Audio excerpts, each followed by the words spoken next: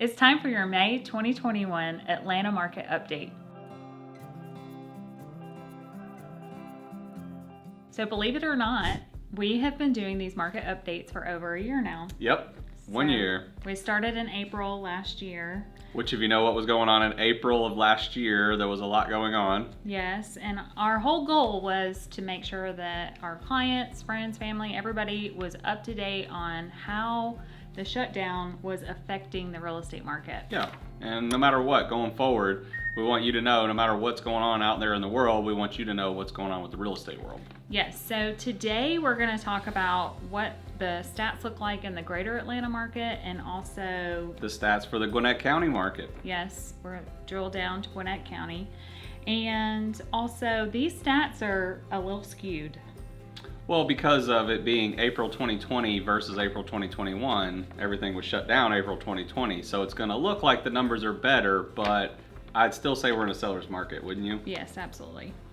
So the number of new listings in the greater Atlanta market it says an increase of 15% over last year, and we were at 7,184 for all over Atlanta. So last year we were at 1,180, and this year we're at 1,407.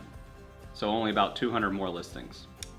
So we're still seeing lots of buyers struggling to find homes on the market, and the inventory levels are still low, even though the percentages show that there's been an increase. Yeah, you're still going to see signs that this is still definitely in favor of the sellers, and buyers are still trying their best to find a house right now.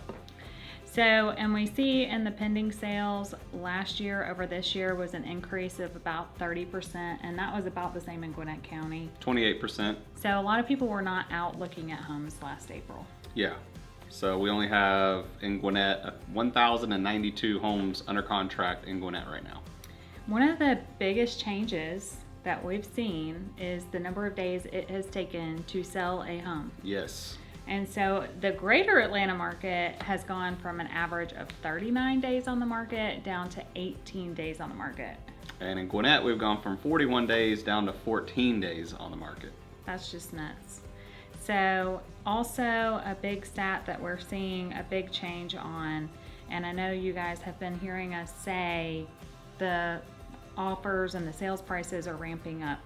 The amount or the average sales price from last year to this year prices are rising, has gone up 26% in the Atlanta market, and it's gone from $363,000 up to $458,000 in the Atlanta market on average sales price. In Gwinnett, we've gone from $310,000 up to a whopping $383,395 for a 23% difference.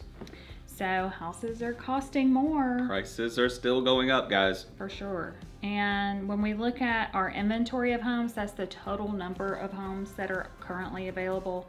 Last year at this time, we had in the greater Atlanta market right around 13,000 homes for buyers to choose from.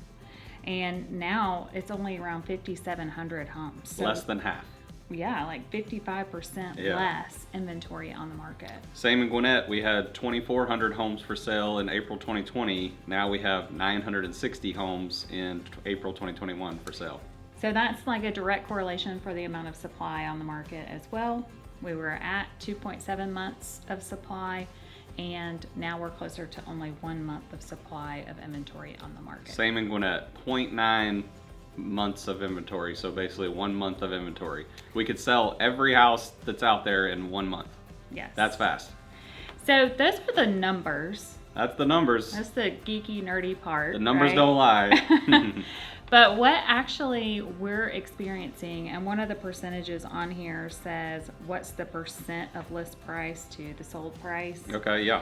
And we were seeing last year 98 and a half. So basically sellers were negotiating about 1 to 2% off of the list price.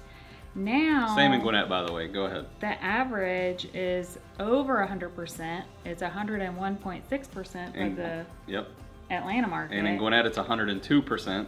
So it has swung almost 4% different. Yeah. Meaning buyers are on average paying about 4% more. Yeah.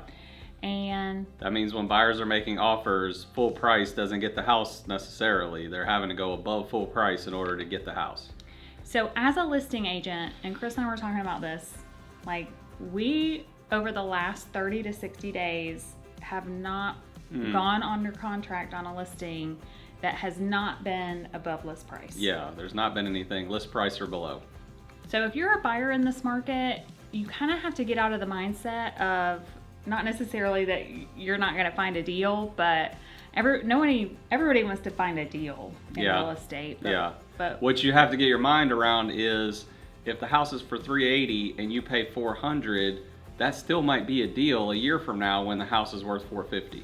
And another thing to consider when you're trying to wrap your brain around making an above full price offer is the interest rates are not going to stay this low forever. Yeah, they're eventually going to start going up, guys.